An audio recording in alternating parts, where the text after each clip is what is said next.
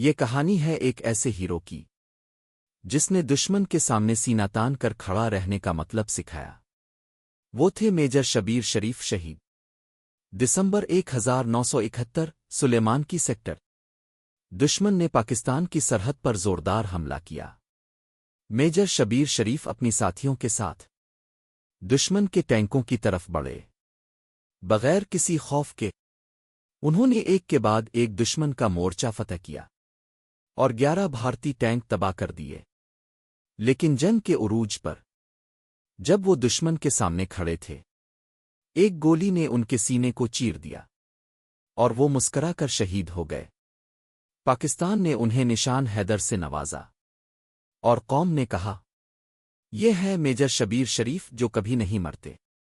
اگر آپ مزید پاکستانی ہیروز کو جاننا چاہتے ہیں تو اس ویڈیو کو لائک کریں اور چینل کو سبسکرائب کرنا نہ بھولیں۔